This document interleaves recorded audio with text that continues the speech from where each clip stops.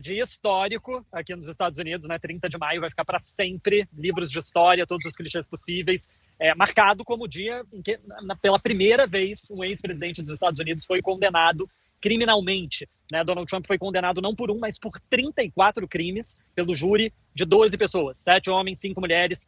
Cada uma dessas condenações precisavam ser unânimes, o que significa que os 12 jurados condenaram Trump em cada uma das 34 acusações de forma unânime, todos estavam de acordo com a acusação de que Donald Trump cometeu um crime ao falsificar documentos oficiais, ao falsificar documentos financeiros, para esconder um pagamento de suborno feito a uma ex-atriz pornô. O pagamento de suborno em si não é crime. O crime foi falsificar os documentos, com o intuito de influenciar a eleição de 2016 e não permitir que o eleitorado tivesse acesso completo ao a quem era Donald Trump antes dessa eleição.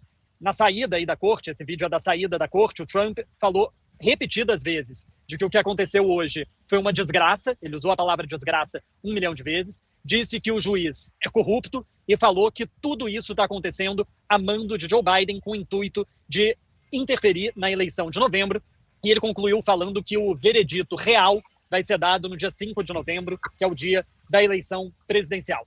Agora, esse caso contra o Donald Trump, eu mesmo não estava certo de que ele seria condenado.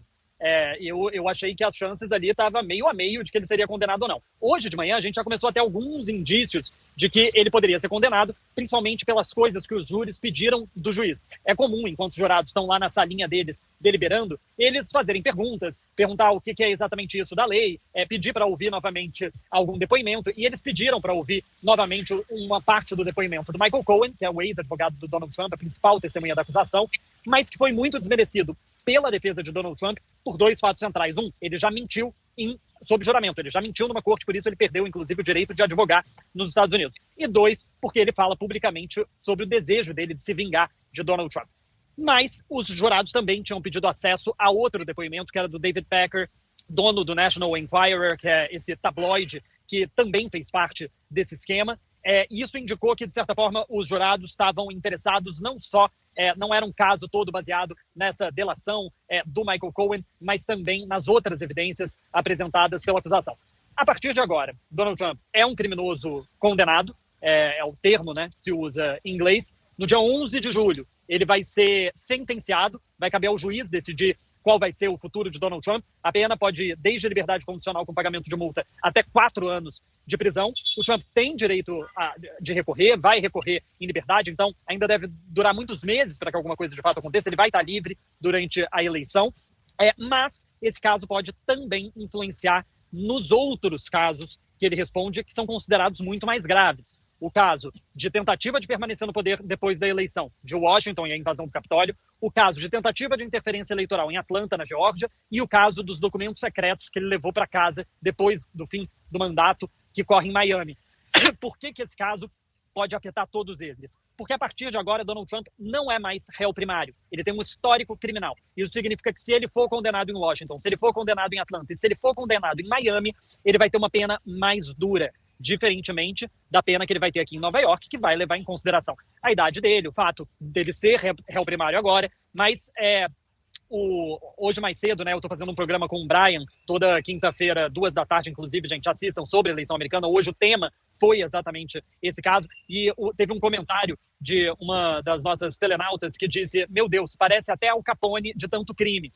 E, curiosamente, esse caso também parece muito Al Capone, né, porque Al Capone cometeu todos os crimes que ele tinha para cometer e foi preso por um furo no imposto de renda, já diria, né, a música do Raul Seixas.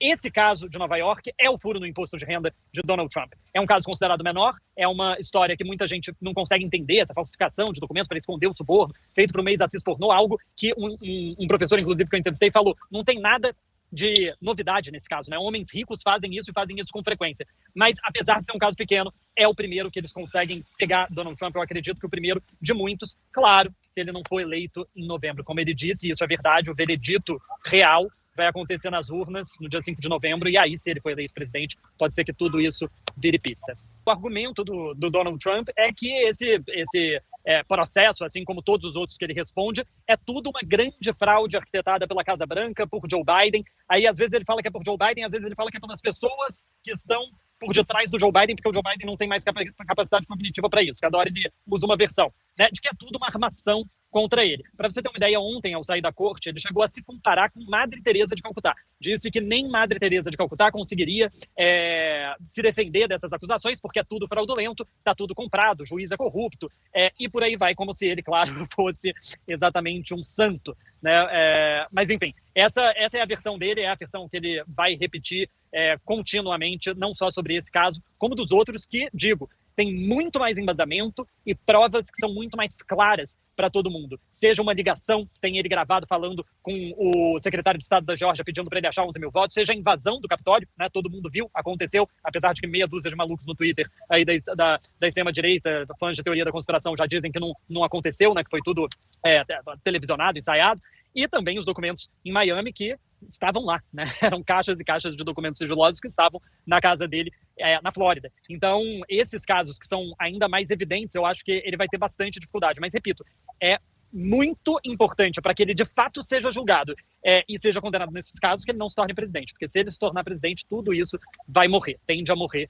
e não vai dar em nada. Acredito que agora a eleição americana ela volta a se complicar num outro campo, porque existe, segundo as pesquisas, uma parcela do eleitorado do Trump que vai usar isso como desculpa para não votar nele, porque tem alguns valores ainda que podem ser resgatados de questões éticas, questões até mesmo morais e religiosas. Algumas pesquisas falam que até 10% do eleitorado dele ficaria muito, digamos, incomodado em ter que votar em alguém com uma lista de condenações como essa. Ocorre que do outro lado, do lado democrata, está havendo uma erosão de votos democratas em função do titubeio do governo Biden em relação ao que está acontecendo na Palestina. Isso está tirando muitos votos progressistas e isso existe, eu acho que o Pedro pode falar melhor que a gente, uma ameaça de uma parcela do eleitorado democrata não comparecer à eleição, para não compactuar com esse tipo de atitude passiva, ou nem passiva, né, de apoio explícito ao que está acontecendo hoje na faixa de Gaza. Então eu acho que nós temos uma eleição, pela primeira vez, muito indefinida ainda, e ao mesmo tempo com erosões dos dois lados. Esse processo erosivo nos votos dos dois lados pode ser talvez o definitivo, que era mais ou menos o que a gente já sabia, né, Andréa? Que realmente o que ia decidir era a menor rejeição e não a melhor candidatura. Olha, sem sombra de dúvidas, James. Assim, primeiro, focando em Biden, né, eu acho que ele já perdeu uma parcela do eleitorado que ele não consegue reconquistar mais por conta da questão da Palestina. Quer dizer, conseguir ele até consegue, se ele decidir romper relações com Israel, se ele resolver virar da água para o vinho, o que não vai acontecer, né? Então, ele perdeu esse eleitorado, não tem o que ele faça. Eu não acho que esse eleitorado vai sair para votar em Joe Biden. Existe uma parcela? Sim, que eu acho que ainda pode mudar de ideia, principalmente olhando para Donald Trump falando, consegue ser pior.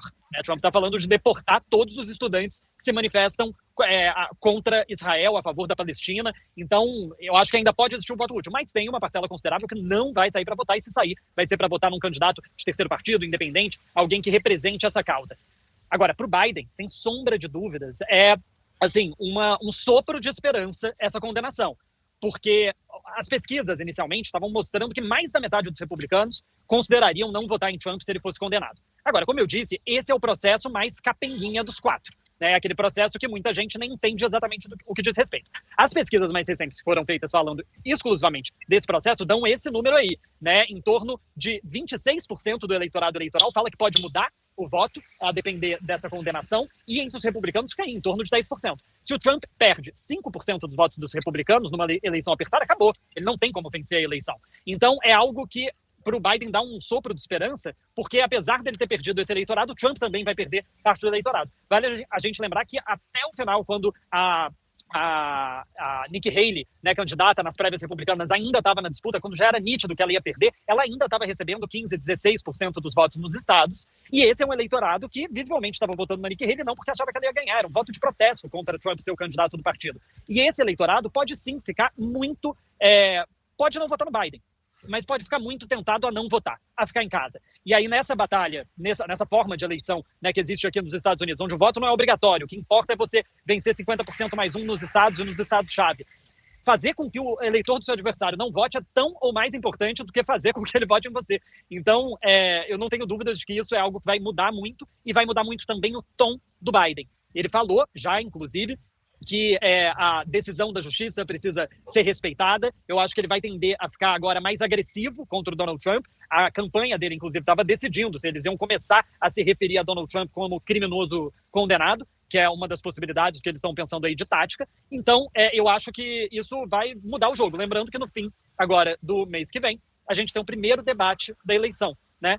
2 semanas antes do veredito. Então, isso vai ser muito falado, muito lembrado. O veredito, inclusive, o sentenciamento vai acontecer também 1 semana antes da convenção do Partido Republicano, que vai nomear oficialmente o Donald Trump. Ele já tinha falado que no início de julho ele anunciaria o candidato a vice. Tudo isso vai ficar um pouco abalado pela notícia de qual vai ser a pena que ele vai ter que cumprir. Então, eu não tenho dúvidas que lá em Delaware, hoje, o Biden deve estar comemorando, coisa que ele não faz com muita frequência.